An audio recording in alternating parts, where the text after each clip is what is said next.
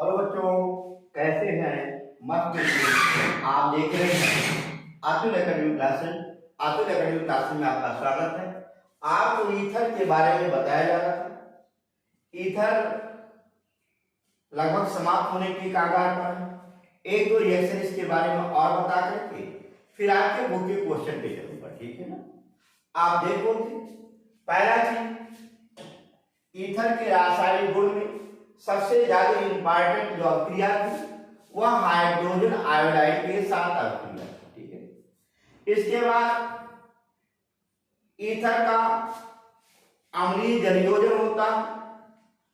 Ether का अगर cold में, ठंडे में तब सल्फ्यूरिक एसिड के साथ अगर अभिक्रिया कराते हैं तो कोई अभिक्रिया नहीं होती है, परंतु साथ सल्फ्यूरिक एसिड की उपस्थिति में गर्म करने पर, जल योजन करने पर अल्कोहल बनता है। कोल्ड में आप जब देखते हो तो एथिल हाइड्रोजन सल्फेट बनता है। ये आपको बहरहाल बताया गया, ठीक है। अगला इसी पर है, अगर ईथर की अभिक्रिया PCl5 से कराते हैं, C2H5O C2H5 डाइएथिल ईथर, अगर इसकी अभिक्रिया PCl5 से कराते हैं उस अवस्था में आपका जो बनने वाला कंपाउंड एथिल क्लोराइड बनता है और आपका क्या है, POCl3 बनता है। देखो कैसे बनता है, फास्फोरस पेंटाक्लोराइड का स्ट्रक्चर आपको मालूम है, Cl Cl Cl और क्या Cl होता क्या है। ये जो एक प्रकार से कमजोर बांड कमजोर बांड होता है। एक तरफा एक इलेक्ट्रॉन के साझेदारी से बंध होते हैं और एक इलेक्ट्रॉन के साझेदारी द्वारा बना हुआ बंध हमेशा कमजोर ही होता है। दिमाग में याद रखिएगा, अकेला कहो अकेला कोई समझौता नहीं होता है। अगर कहो कि मैं अकेला हूं, मेरा पैर बन गया, भैया कहाँ पैर बना, यानी वो बंध क्या होगा, सदैव कमजोर होगा। एक तरफा प्यार नहीं होता है ना, एक तरफा प्यार नहीं होता। एक तरफा प्यार है, एक तरफा प्यार हमेशा कमजोर होता है। इस कारण से ये फौरन क्या करें, जैसे इसकी क्रिया कराते हो ईथर के साथ, एक क्लोरीन दोनों क्लोरीन छटक जाते हैं और आपका एथिल क्लोराइड होता है और POCl3 बनता है। आप देखोगे क्या बनेगा, C2H5Cl और प्लस क्या बनेगा, POCl3 प्लस क्या बनेगा, C2H5Cl। इस तरीके से आप देखोगे, अगर हम PCl5 के साथ अभिक्रिया कराते हैं तो एथिल क्लोराइड बन जाता है। बात कंफर्म, क्लियर, एकदम आया। अगला इसी पर और आगे बढ़े, ध्यान देखिए। देखिए अगला एक क्वेश्चन और होता है इसी पर, जैसे PCl5 के साथ आपने अभिक्रिया दिखाई दिया, अन्य अभिक्रियाओं के बारे में भी थोड़ा सा ध्यान देंगे।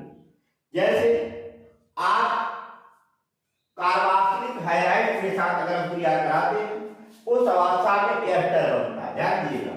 जैसे मान लो ROR है, इसकी अभिक्रिया में मान लो Cl3COCl से कराता हूं, यहां पर RCl बनेगा और एस्टर बनेगा ROCOCl3 और प्लस क्या बनेगा, C2।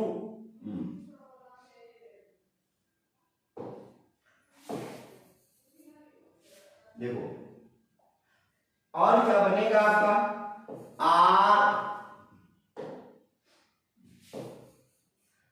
RCl बनेगा, यानी कि एल्किल एसीटेट बनता है और आपका क्या बनता है, एल्किल हैलाइड का निर्माण होता है।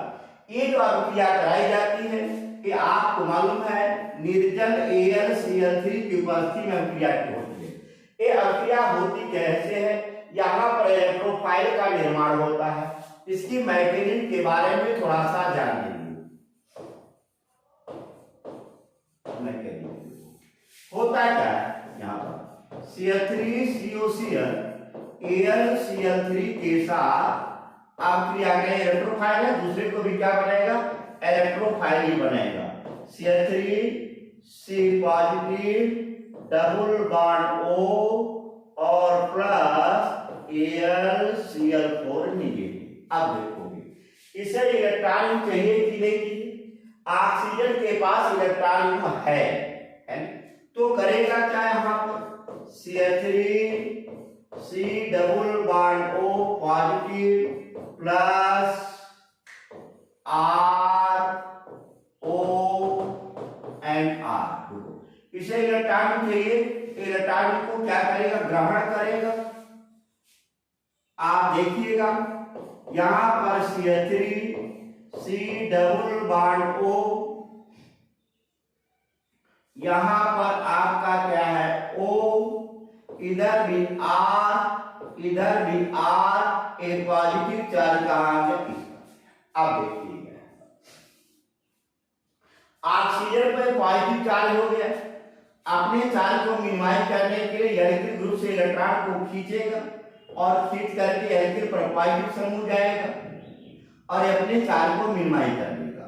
यानी आपका जो बनने वाला कंपाउंड देखोगे क्या बनेगा, आर सी डबल बॉन्ड, देखिए यहां पर क्या है Cl3C double bond O R और प्लस क्या बनेगा R पॉजिटिव। अब ये R पॉजिटिव क्या करेगा, ध्यान दीजिए, R पॉजिटिव AlCl4 नेगेटिव से क्रिया करेगा, आपका बनेगा RCl प्लस क्या बनेगा AlCl3। देखो ये आपका प्रोडक्ट बन गया कि नहीं बन गया, देखो यानी AlCl3 के स्थान पर हम कोई भी इलेक्ट्रोफाइल ले सकते हैं। इसी को थोड़ा सा याद रखिएगा, यहाँ पर या फिर Cl3 हो जाए BF3 हो जाए, आप परेशान मत होइएगा। उसका कार्य क्या होता है, इलेक्ट्रोफाइल का निर्माण करना होता है। कंफर्म हुआ, क्लियर हुआ, नोट कर लेंगे, नोट बनाते रहिएगा, देखेंगे। अगला पढ़े, देखेंगे।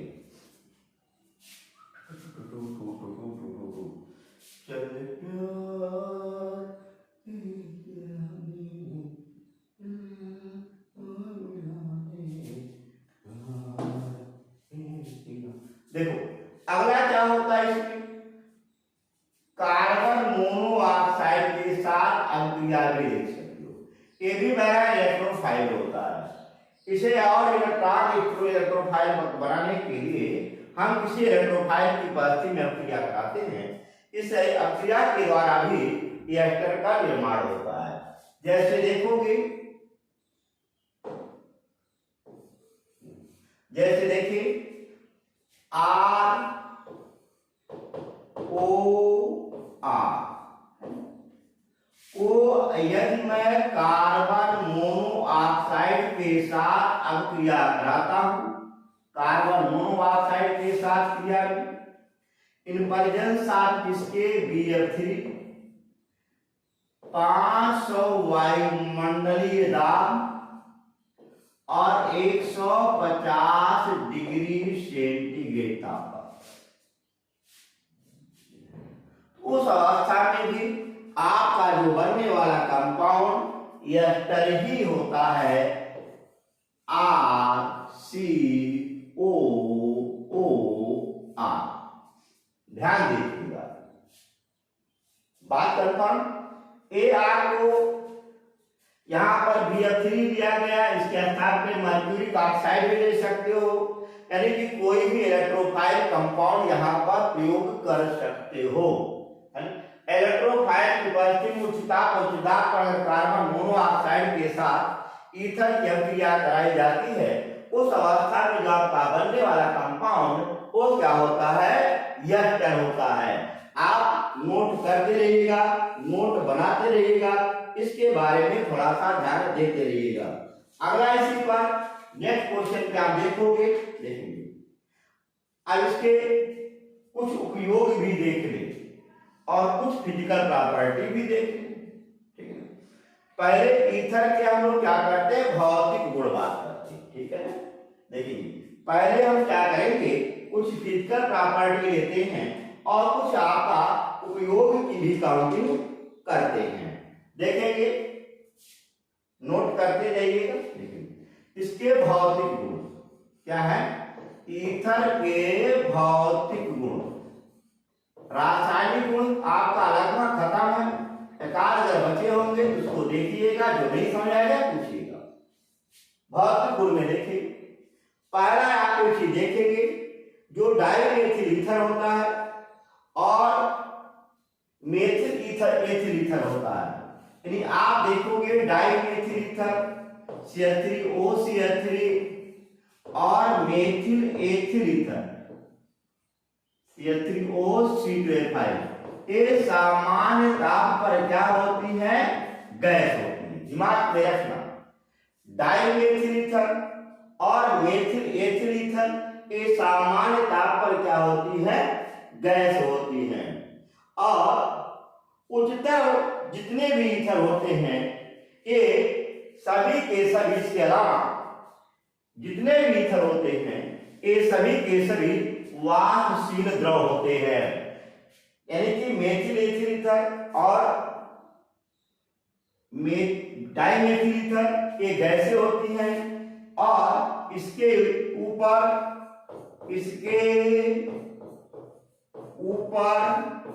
सभी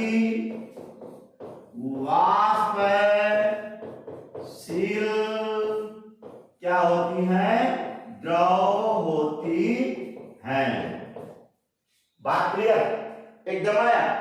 अगला देखेंगे, ये क्या होता है, ईथर जल में अल्प विलेय होता है। ईथर जल में अल्प विलेय क्यों होता है, रीजन क्या है, इसमें हाइड्रोजन बंध का फॉर्मेशन नहीं होता। ईथर अल्कोहल की अपेक्षा ईथर का क्वथनांक कम होता है क्योंकि इसमें हाइड्रोजन बॉन्ड बहुत क्षीण होता है। ये आप ध्यान दिए रखिएगा। ये आपके क्या होते हैं, भौतिक गुण होते हैं। कंफर्म याद रखिए, क्वेश्चन आता है ईथर H2O में अल्प विलेय क्यों है, आप बोलिएगा ईथर H2O में अल्प विलेय है क्योंकि इसमें हाइड्रोजन बंध बहुत क्षीण होता है, इसलिए से बहुत अल्प विलेय है। कंफर्म, क्लियर, एकदम है। अब ईथर में एक चीज देखेंगे, इसके बंधन कोण के बारे में देखिएगा। सामान्यतः इसमें दो लोन पेयर होते हैं। अगर यहीं पर H2O का आकृति देखते हैं, उस अवस्था में इसका जो बॉन्ड एंगल होता है लगभग 104 105 डिग्री 104 107 डिग्री होता है। मैं लगभग 105 डिग्री मान लेता हूं। क्या मानता हूं, 105 डिग्री होता है।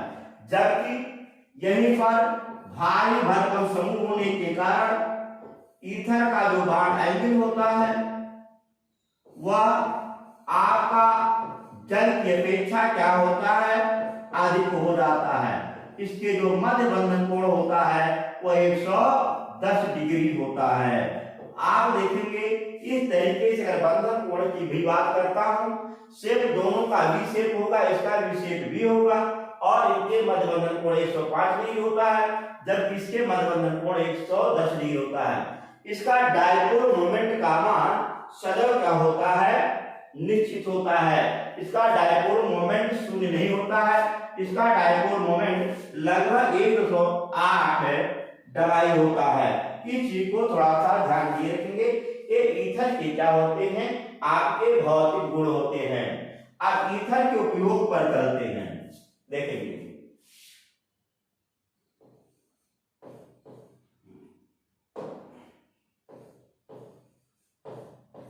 ईथर के उपयोग,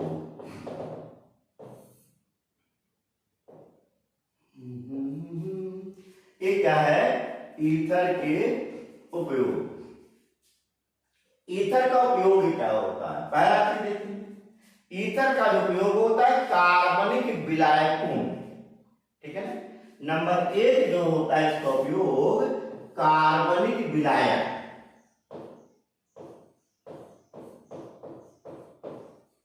कार्बनिक इस रूप में विलायक के रूप में, पहला चीज। दूसरा होता है अपस्फोट रोधी यौगिक के रूप में, यानी कि आप देखोगे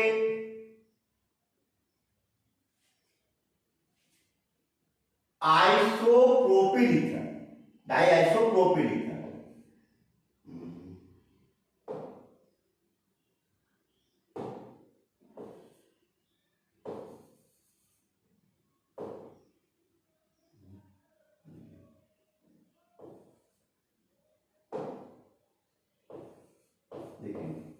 डाई आइसोप्रोपिल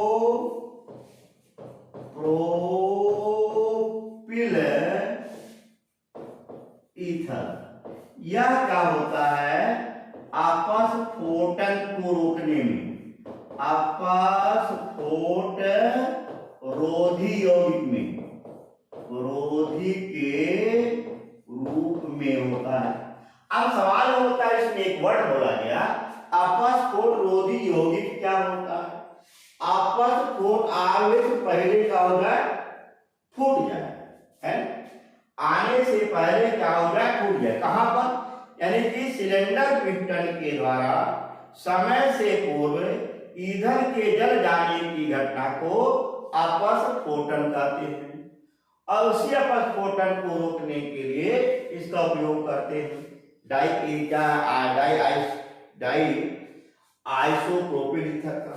बात है, इसके रूप में हम एक और थोड़ा सा जाएंगे, इसके स्थान पे टेट्राएथिल लेड भी प्रयोग करते हैं, याद रखिएगा, बताया भी गया है। टेट्राएथिल लेड C2H5 का होल 4 क्या है, Pb। ये भी अपस्फोट रोधी यौगिक होता है, ये कई बार आप लोगों से पूछा गया है, ठीक है ना। यानी पेट्रोल में आप लोग अपस्फोटन देखे भी होंगे, गाड़ियां चलती रहती है, फट से आवाज करती है, बाइक आप चला रहे हो, चलते चलते फट से आवाज करी, स्पीड धीमा हो जाता है, इसी को हम लोग क्या कहते हैं, अपस्फोटन कहते हैं। फट फट जो होने लगती है जब आप बाइक चला रहे हो, तो कहते ईंधन क्या है, पेट्रोल गड़बड़ दिया गया है, इसी नाते से नोकिंग हो रही है। इसी नोकिंग को रोकने के लिए उसमें चाहे डाई आइसोप्रोपिल ईथर या टेट्राएथिल लेड का प्रयोग करते हैं। ये क्वेश्चन पूछा भी जाता है, किसी अपस्फोट रोधी यौगिक का नाम बताइए, आप इसे क्या कर देंगे, बता देंगे, ठीक है। देखिए इसका जो यूज होता है वह प्रशीतक के रूप में भी होता है, ध्यान देना। थर्ड इसका यूज है वो क्या है, प्रशीतक के रूप में।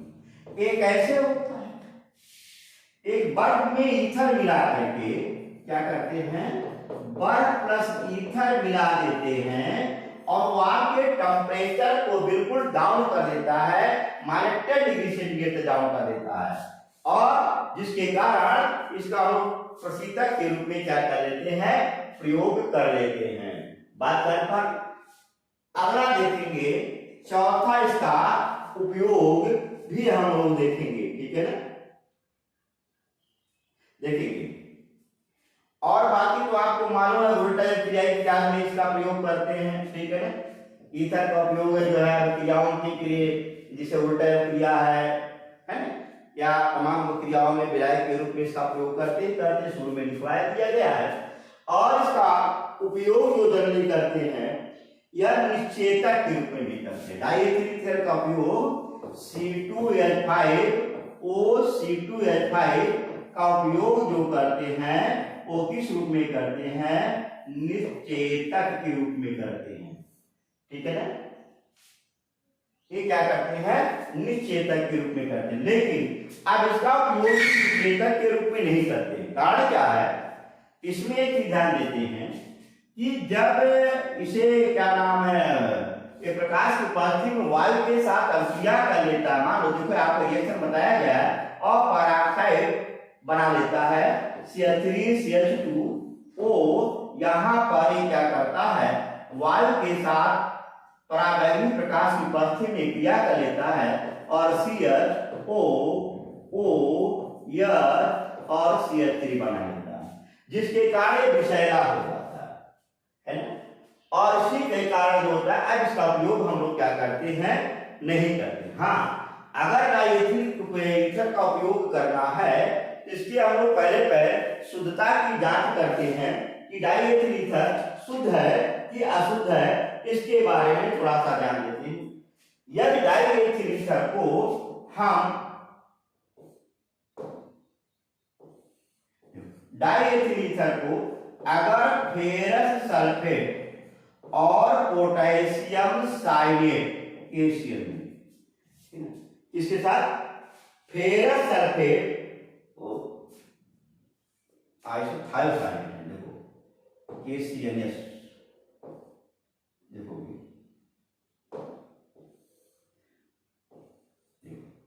फेरस सल्फेट और पोटेशियम आपको थायोसाइनेट के साथ यदि अभिक्रिया कराते हैं, यदि लाल अवक्षेप प्राप्त हो जाएगा। लाल अवक्षेप जब प्राप्त होगा तो समझ लेना कि आपका जो ईथर है वो अशुद्ध है। अगर ये लाल अवक्षेप प्राप्त नहीं होता है तो समझ लेना ईथर क्या होता है, आपका शुद्ध होता है। इस चीज को थोड़ा सा ध्यान देंगे, इसकी शुद्धता की भी जांच हम लोग क्या करते हैं। जांच करने के बाद ही निश्चेतक के रूप में प्रयोग करते हैं, ठीक है। अगला प्रयोग में देखेंगे,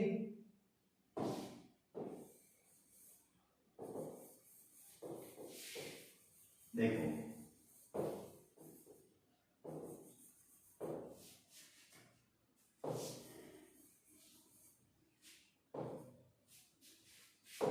देखिए अगला जो इसका उपयोग होता है, हाँ एक चीज थोड़ा सा ध्यान दीजिएगा, इस समय जो होता है एल्कोहल और ईथर का उपयोग पेट्रोल में ईथर के रूप में करते हैं, पेट्रोल के रूप में करते हैं, जिसका ईथर प्लस एल्कोहल, इसका जो यूज करते हैं इसमें पेट्रोल के रूप में करते हैं। एक चीज ध्यान दीजिएगा, ईथर और एल्कोहल मिला दिया जाए तो क्या करेगा, पेट्रोल का आकार करता है। इसे नाइट्रेलाइट बोलते हैं। क्या बोलते हैं, नाइट्रेलाइट।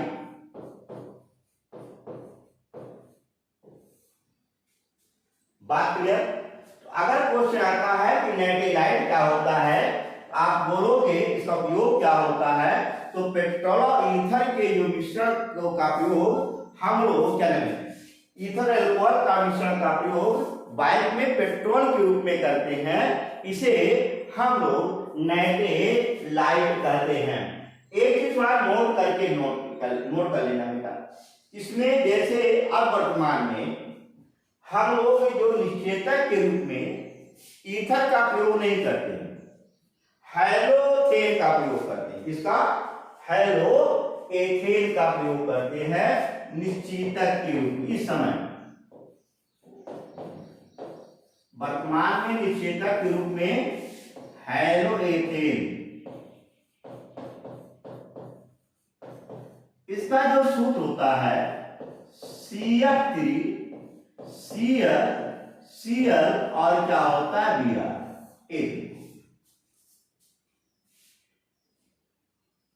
बात बराबर। तो याद रखिएगा, ये सबसे छोटे छोटे नोट हैं, इसमें से कॉम्पिटिटिव क्वेश्चन उपयोग में पूछा जाता है। जैसे यही क्वेश्चन मैं दिया हूं, नाइट्रेलाइट होता है, ऑब्जेक्टिव में दे देगा, या वर्तमान में निश्चेतक के रूप में प्रयोग करते हैं। ईथर की शुद्धता की जांच कैसे करोगे, फेरस सल्फेट और पोटेशियम थायोसाइनाइड के साथ अब क्रिया कराने पर लाल अवक्षेप देता है तो शुद्ध है, यदि नहीं देता है तो क्या होता है, शुद्ध होता है, ठीक है ना। प्रशीतक के रूप में कैसे प्रयोग करते हो, बर्फ और ईथर के मिश्रण को हम लोग क्या करते हैं, प्रशीतक के रूप में क्या करते हैं, प्रयोग करते हैं। बात करना, तो ये आपसे उपयोग पूछा जाएगा, इसको भी आप लोग क्या करिए, नोट करिएगा। देखिए ये आपका क्या है, बहरहाल टॉपिक यानी चैप्टर अल्कोहल, ईथर और फिनाल खत्म हुआ। आगे इसी पर हम डिस्कस करेंगे। आपकी किताब से कुछ क्वेश्चनों पढ़ते रहेंगे और क्वेश्चनों के बारे में नेक्स्ट वीडियो पर डिस्कस करेंगे। एक वीडियो पूरा का पूरा क्वेश्चन कराएंगे, इसके बाद आपका क्या है ये चैप्टर फिनिश होगा। एल्डिहाइड कीटोन इसके बाद आएगा। तब तक आप अतुल एकेडमी क्लासेस को देखते रहिए, नोट बनाते रहिए, कमेंट आप लोग लिखिएगा। कमेंट आपको हर संडे आप लोग कमेंट का एक टाइम दिया जाएगा और उसे सॉल्व कर दिया जाएगा। तब तक देखते रहें और मस्त रहें।